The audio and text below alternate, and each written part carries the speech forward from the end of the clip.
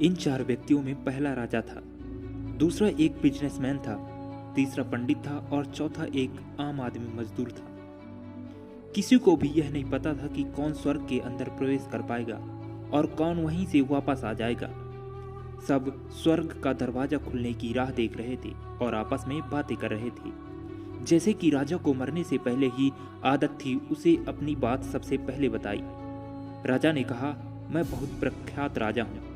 मैंने धरती पर अपना बहुत नाम कमाया है, इसलिए पूरी संभावना है कि मैं ही स्वर्ग में जाऊंगा। फिर व्यापारी ने अपनी बात सामने रखी और वह बोला, मैंने धरती पर खूब धन कमाया और उस धन से मैंने सैकड़ों लोगों की मदद की, इसलिए मैं ही स्वर्ग का हकदार हूँ। अब बारी थी पंडित की, तो पंडित ने मुंह खोला और सबको यह कहा, चाहे तुम जो सोच लो, लेकिन यह बात तो तय है कि स्वर्ग के दरवाजे खुलेंगे तो मेरे लिए ही। सब जानते हैं कि पंडित दिन रात भगवान को याद करते हैं, इसलिए स्वाभाविक है कि स्वर्ग में पंडित का स्वागत किया जाएगा। जब सबने अपना अपना पक्ष रख दिया, तब सबकी नज़र उस मजदूर पर थी जो चुपचाप अपनी नजरें नीचे झुकाए बिना कुछ बोले वहीं पर खड़ा रहा। स्वर्ग का दरवाजा खुला और वहां पर एक देवदूत आकर खड़ा हो गया। देवदूत के हाथों में एक पुस्तक थी जिसमें इन सभी के कर्मों के बारे में लिखा हुआ था।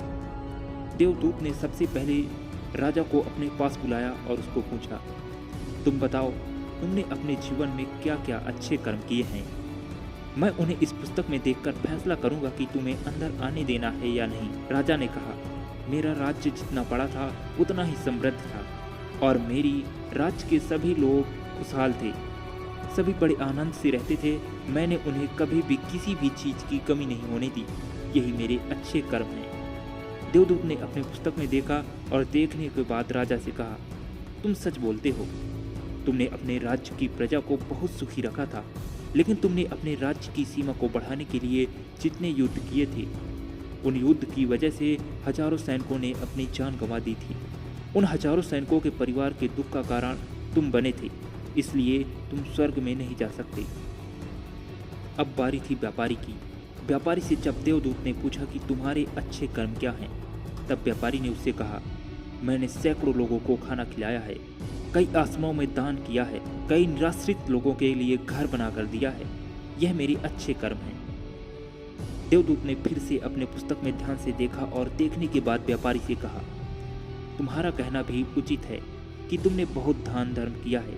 देवदूत ने फिर से अपनी पुस्तक में ध्यान से देखा और देखने के बाद व्यापारी से कहा, तुम्हारा कहना भी उचित है कि तुमने बहुत दान धर्म किया है, लेकिन यह दान धर्म तुमने जिन पैसों से किया है, उन पैसों को कमाने के लिए तुमने ना जाने कितने झूठ बोले हैं, कितनी हेरा फेरियां की हैं और कितनी मिलावटें की हैं, इसलिए तुम भी स्वर्ग में नहीं जा सकते।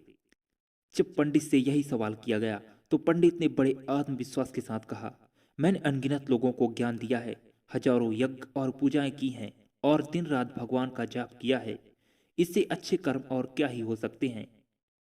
देवदूत ने अपनी पुस्तक के अंदर झांक कर देखा और पंडित से कहा, आपने जितने भी लोगों को जो भी ज्ञान दिया है, उन बातों पर खुद कभी अमल नहीं किया।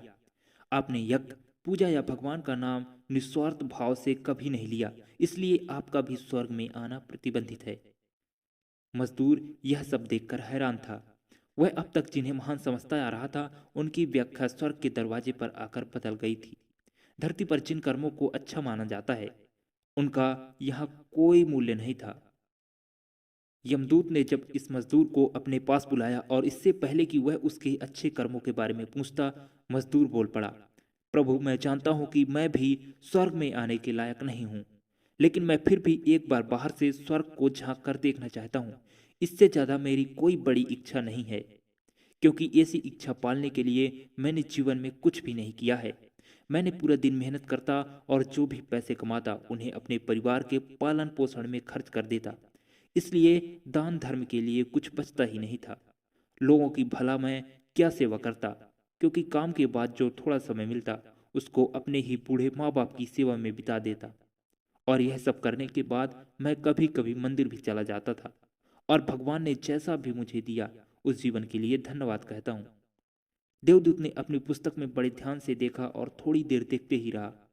फिर उसने मजदूर से पूछा कि तुम याद करके बताओ, तुमने कभी तो कोई अच्छा काम किया होगा।